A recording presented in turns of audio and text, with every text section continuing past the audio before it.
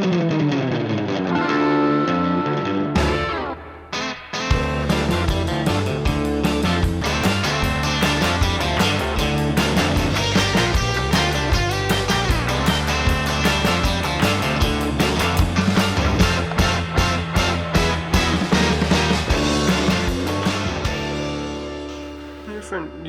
welcome to Practical Spirituality here in the old city of Jerusalem, overlooking the Temple Mount,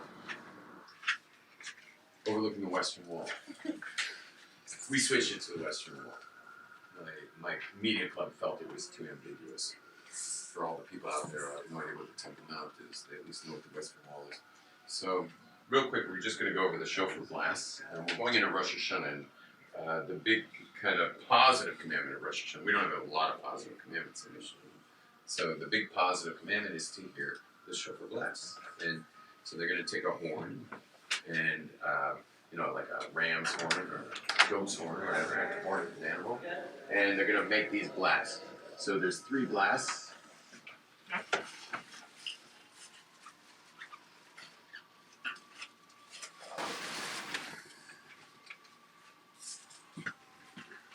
And this is, these 3 blasts are these 3 blasts go for, are about innocence lost, and innocence retrieved. So it's innocence. I don't know how to spell that. You don't know how to spell it? C-E-N-C.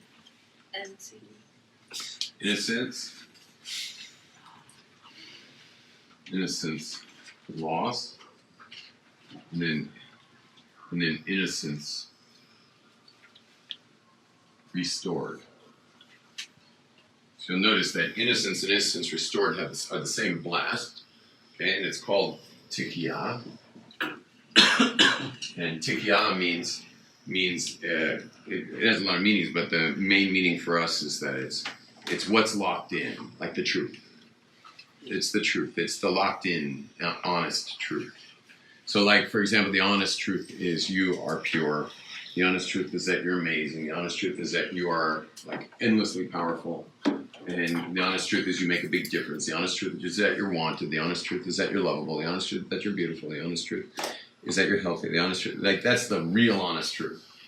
And you'll notice that every kid, show me any 2-year-old, they all live exactly every adjective I just described, which was a whole bunch of them. And that's their lives. They would never think otherwise. But then there's something called Shvarim, and this is the honest truth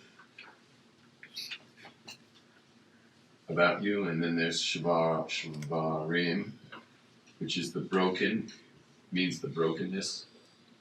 So this is where the honest truth goes into brokenness, and all of us go through this.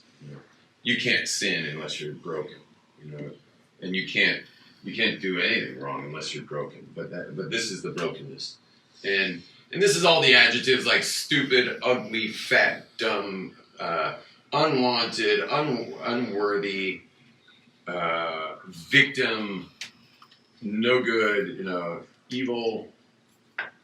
All the negativity that people have kind of running underneath the system, which is really a broken state for the 2-year-old. I mean, it's amazing that those could be the same person. That someone could have been 2 and someone could have also said all this terrible stuff about themselves.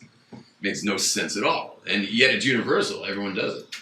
It's crazy how human beings can have this brokenness going on, and almost everyone you meet. And why do we have to be so gentle in treating each other so fragile? Because we are. Understand? Because everyone's broken, and you don't want to step on their broken parts. You don't want to throw salt on their 50-stitch wound. So that's the brokenness of a person. And but the thing is, what we do is we try to cover up the brokenness. I'm putting it inside a case. Is we encase it with something like glamorous or like technologically savvy or handsome or strong or rich, or we cover it up with all kinds of stupid cover-up stuff. That's just a further departure from the honest truth. You understand? It's not the honest truth. It's just a cover-up of the brokenness. You understand? So everyone's walking around with this crazy cover-up of their brokenness, which leads them to really stupid things, that are oftentimes against our tribe, meaning against Torah, and, often going directly against our tribal heritage and the ancestral traditions. And because, you never know what's going to be called cool in any generation. And so we're so busy trying to be cool that we can really go very far from the... And the Tekiah is not just the honest truth about you, but it's also the honest truth about Torah, about our ancestral heritage, about living our life organically as Jews, fully aligned with what it means to be a Jew. And then the brokenness means I'm so broken anyway, so why would I even keep all that stuff in Judaism? And then the cover-up, who says the cover-up of 2019 has anything to do with Judaism? Maybe it doesn't. And there are certain applications where it does. I know plenty of yeshivas where guys are trying to learn the most or she's trying to be the most sneas or whatever as a cover-up. There people are doing that too in the observant community, but too often the cover-up is quite far from Jewish ways. Now here, this is called truah, and truah means to awaken. And that's to awaken from your sleep. Truah is a sputtering cry. Okay, truah is a sputtering cry. It's have you ever sobbed so intensely that you completely lost it and your voice has become like the truah of a shofar? And you're just like, have you ever lost it like that? Unfortunately, and this is crazy to say, and I hate to say it, but that's kind of the only way back.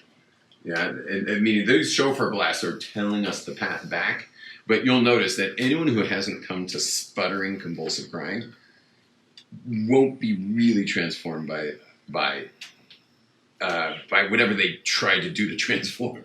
Meaning, a lot of people, it's a big industry trying to transform your life. I mean, that's it's probably $1 trillion industry. Transforming your life. I mean, there's seminars and there's books and there's websites and there's programs and webinars and everything. You don't get to the sputter. You don't get to teruah. And by the way, you could probably do almost any of those. As long as you get to the sputtering convulsive cry, you'll get your results. But you don't get to the sputtering convulsive cry. You might change a little, but you're not gonna really get to have your innocence restored back to Tekiah, about the honest truth of you, and live that. Some people who really live the honest truth. As adults, very rare to find, but people like that. I promise you they've had the sputtering cries. They have sputtered and sputtered and sputtered in humiliating form.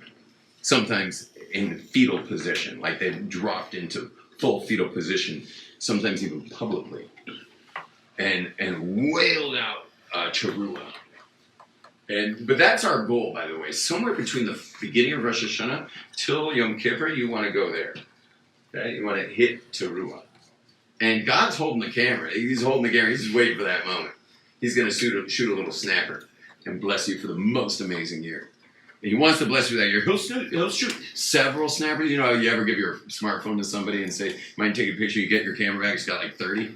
It's were you planning on editing this too? I mean, you're just handing my phone back with 30 photos to look at?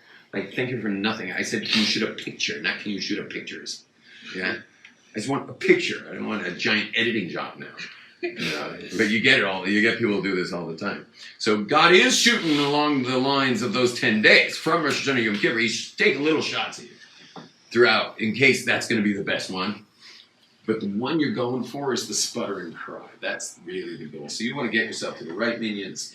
You want to get yourself to the right positions. You want to keep all the laws, both negatives and positives, super accurately to make sure you don't miss it just because you're not in tune with the days. You got to be in tune with the days too. It's not good enough you sputtered out but you were totally out to lunch on the actual energy of the day. So you want to keep the days to their fullest and get yourself to this reckoning where you're not going to live a lie anymore. You're going to live the honest truth. You're going to the honest truth. And how do you do it? How do you get to teruah?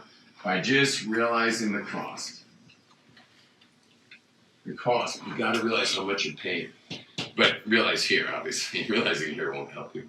But when you realize here how much it costs, what's it cost your relationships? What's it cost your relationship with God? What's it cost your relationship with yourself? What's it cost your relationship with your parents? What are you paying for this? What are you paying to be telling yourself this garbage and covering it up with some more garbage? What are you paying with that? And what are your kids going to pay when you get married? Or what are your kids paying now if you are married? What does it cost? And then you have this amazing reckoning of realizing that you are shooting yourself in the foot constantly by just your way of being is messing you up. And it's not even true, because God created all of us pure. And we fell from that grace. We fell from our innocence. But it's waiting for us. And the way we get back to it is through intense regret. This is intense regret. When we get clear with the cost, and we get to the intense regret of how much we pay, how much our immediate family pays, how much our friends pay, how much our intimacy pays, how much our relationship with God pays. Like the incredible, gigantic, cumulative cost of living your life from a broken state.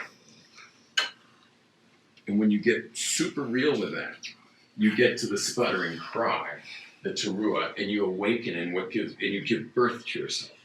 And giving birth hurts, man. It comes to screaming. I've been in those birthing rooms. Okay? We've had a lot of those. Sputtering cries are going on in there. And a child's being born. So that's your child being born. You need to give birth to your child. Now, I don't know what you're going to do to get it. You know, I run seminars specifically, the Possible Use seminar is specifically set up to give that to people. And the next one's in Muncie, actually. And I think the week after Sukkot. And then after that, I got a couple English ones for men here, and then London in December. So, but there's plenty of seminars. You don't even mind. Go to anyone's that the seminar is designed to take you to this place. And the best seminar of all is our own Jewish seminar, which begins Sunday night, Rosh Hashana. It's designed to get you there. And if nothing else does it, Yom Kippur will get you. You go into Yom Kippur fully, it'll get you. And make sure you're in the right place for the last prayer, because if you still didn't get there, you got to make sure you have a chazan. A chazan means a prayer leader. You can have a prayer leader who's going to break.